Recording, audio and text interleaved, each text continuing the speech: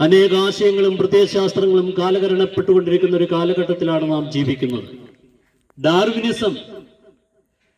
ഡാർവിന്റെ പരിണാമ സിദ്ധാന്തം ഇന്നൊരു പഴങ്കഥയായി മാറിയിരിക്കുന്നു. നിരീശ്വരവാദം ഇന്ന് ആരെയും ആവേശം കൊള്ളിക്കുന്നില്ല. അതുകൊണ്ട് തന്നെ സകലവിധ ആശയങ്ങളും പ്രത്യയശാസ്ത്രങ്ങളും കാലഹരണപ്പെട്ടുകൊണ്ടിരിക്കുന്ന ഒരു കാലഘട്ടത്തിലാണ് നാം ജീവിച്ചു പോരുന്നത്. മനുഷ്യൻ ഇന്ന് അഭിമുഖീകരിക്കുന്ന വെല്ലുവിളികളും പ്രശ്നങ്ങളും നിരവധിയാണ്.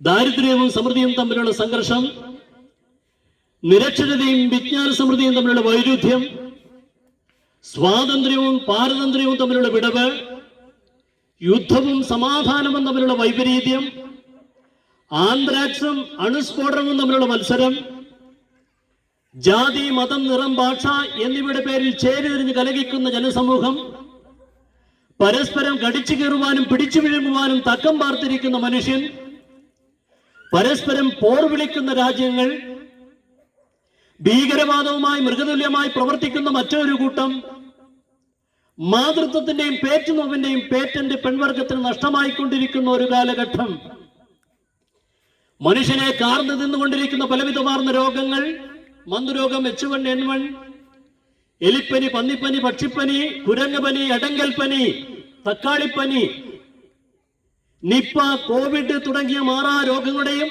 മാരക രോഗങ്ങളുടെയും ഭീതിയാൽ വിറങ്ങലിച്ചു നിൽക്കുന്ന ജനസമൂഹം.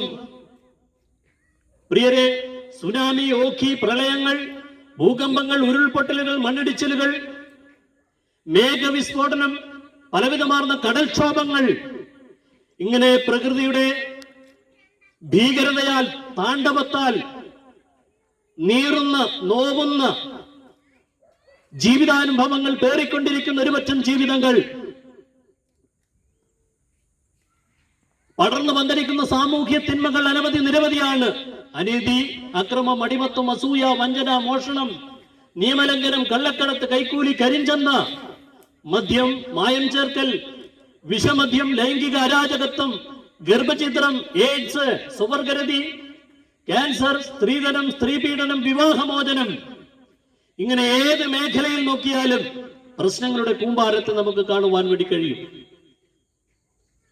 കൊല്ലണം, ചാകണം, നശിപ്പിക്കണം എന്നുള്ള മുദ്രാവാക്യങ്ങളുമായി സ്വാർത്ഥതയുടെ മൂടുപടത്തിൽ ദൈവങ്ങളുടെ പേര് പറഞ്ഞുകൊണ്ട് ഭീകര പ്രവർത്തനങ്ങളും അരാജകത്വവും സൃഷ്ടിക്കുവാൻ വെമ്പൽ കാട്ടുന്ന ഒരു ലോകം, ഈ ലോകം സ്വയം ശമിച്ചും മറ്റുള്ളവരെ ശമിച്ചും ഒടുവിൽ ദൈവത്തെ പോലും അംഗീകരിക്കാതെ ജീവിതം മുമ്പോട്ട് നയിക്കുന്ന ലോക ജനത. ഇന്നലെ നടന്നതെന്ത്, ഇന്ന് നടക്കുന്നതെന്ത്, നാളെ നടക്കുവാൻ പോകുന്നത് എന്ത്, ഭൂതം, വർത്തമാനം, ഭാവി എന്ത് എന്ന് പോലും ചിന്തിക്കാതെ ജീവിതത്തിലെ അനർഘ നിമിഷങ്ങളെ വൃഥാവാക്കുന്ന, അർത്ഥശൂന്യമാക്കുന്ന ഒരു ജനസമൂഹം. പ്രിയരെ, ജാതിക്കും മതത്തിനും വർഗവർണ്ണ വ്യത്യാസങ്ങൾക്കും അപ്പുറം നമുക്കൊരു ചിന്ത ആവശ്യമാണ്. നാളത്തെ തലമുറയ്ക്ക് വെളിച്ചം കൊടുക്കേണ്ട ഈ തലമുറയ്ക്ക് ധാർമ്മിക, സാമൂഹിക, ആത്മിക ബോധം കൊടുക്കുക എന്നുള്ളത് ഈ സമൂഹത്തിൽ പാർക്കുന്ന നമ്മുടെ ഓരോരുത്തരുടെയും കടമയാണ്. ആ ഉത്തരവാദിത്വത്തിൽ നിന്നും പിന്മാറി നിൽക്കുവാൻ നമുക്കാർക്കും കഴിയുകയില്ല. അതുകൊണ്ട് തന്നെയാണ് മനുഷ്യനെ രൂപാന്തരപ്പെടുത്തുന്ന, മനുഷ്യനെ പരിവർത്തനമുണ്ടാക്കുന്ന, മനുഷ്യ ജീവിതത്തെ മാറ്റിമറിക്കുന്ന, വിപ്ലവമുണ്ടാക്കുന്ന സുവിശേഷ സന്ദേശവുമായി ഈ സായം സന്ധ്യയിൽ ഈ ദേശത്തോട് വിളിച്ചു പറയുവാൻ ഞങ്ങളിവിടെ ഈ പരസ്യയോഗ മീറ്റിംഗ് ക്രമീകരിച്ചിരിക്കുന്നത്.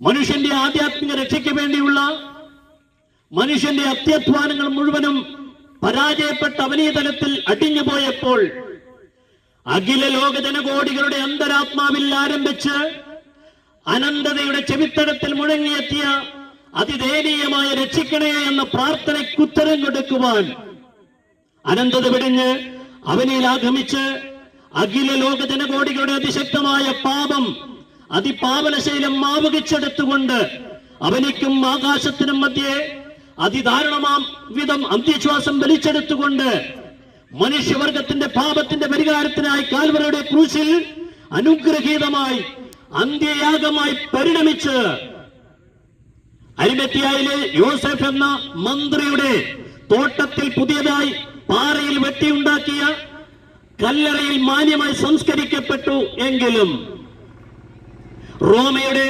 അതിശക്തമായ പടയണിയെ അമ്പെ പരാജയപ്പെടുത്തിക്കൊണ്ട് മൂന്നാം നാൾ ആക്കം കൊണ്ട് ഉയർത്തെഴുന്നേറ്റ് തന്നെ ആണിയടിച്ച് നടത്തിയ ഈ ലോകത്തിൽ പിന്നെയും പിന്നെയും ആണിപ്പഴുതുള്ള കാലുകൾ നീട്ടിവെച്ച് 40 രാവുകൾ നടന്ന് ആണിത്താമ്പുള്ള കൈകൾ ഉയർത്തി തന്നെ അനുഗമിച്ച വത്സല ശിഷ്യന്മാരെ ആശീർവദിച്ചുകൊണ്ട് അനന്തതയിലേക്ക് ചെന്ന് അഗ്രാസനത്തിൽ അമർന്നിരുന്നുകൊണ്ട് തന്റെ അടുക്കൽ അഭയം ചൊല്ലുമെന്ന ഏവർക്കു വേണ്ടിയും മുടങ്ങാതെ മധ്യസ്ഥ വഹിക്കുന്ന അനധിവിദൂര ഭാവിയിൽ ഈ ഭൂമി അടക്കി വാഴുവാൻ വേഗത്തിൽ വരുന്നവനുമായ നസറേനായ യേശുക്രിസ്തുവിന്റെ സുവിശേഷത്തെ അംഗീകരിച്ചുകൊണ്ട് ആ യേശുക്രിസ്തുവിനെ നിങ്ങളുടെ ഹൃത്തിന്റെ അകത്തലങ്ങളിൽ അംഗീകരിച്ചുകൊണ്ട് ഈ ഭൂമിയിലെ ജീവിതം ധന്യമാക്കി അനന്തതയുടെ അവകാശികളായി മാറുവാൻ, സ്വർഗീയ അനുഭവക്കാരായി മാറുവാൻ, നിത്യത അവകാശമാക്കുവാൻ, നിത്യജീവൻ പ്രാപിക്കുവാൻ ഇന്ന് രാത്രിവേളയിൽ, ഈ